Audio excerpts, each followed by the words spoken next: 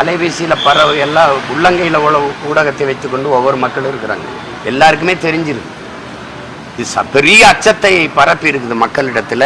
நம்ம வெளியில் வந்துட்டு திருப்பி பத்திரமா உயிரோட வீட்டுக்கு செல்வோமாங்கிற அச்சம் இருக்குது. அப்போ ஒரு சிறிதும் பாதுகாப்பற்ற ஒரு மாநிலமாக, ஒரு கொலை களமாக இந்த தமிழ்நாடு மாறிடுச்சு அப்படிங்கிறதா நினைக்க முடியுது. நிறைந்த போதையில் நிலத்தை வச்சுக்கிட்டு திரவ போதை, அதாவது சாராய போதை தாண்டி மாத்திரைகள், கஞ்சா, அவின், இன்சுவை கட்டி, சாக்லேட், பள்ளிக்கூட வாசல், கல்லூரி வாசல், வழிபாட்டு தலங்களில் தான் அதிகமாக கஞ்சா விற்கப்படுது. அது பள்ளிக்கூடங்கள், கல்லூரி வாசலில் கஞ்சா, சாக்லேட் விற்கப்படுது. அது அதிகாரத்துக்கு தெரியுமா? ஆட்சியாளர்களுக்கு தெரியுமா? தெரியாதா? தெரியுமா? தெரியாது. ஒரு கொலைக்கு முன்னாடி திட்டமிடுவாங்கல்ல பேசி, அதையெல்லாம் ஒட்டு கேட்க மாட்டீங்க. சாதாரண நாங்கள் பேசுறது ஒவ்வொருத்தரையும் எல்லாரும்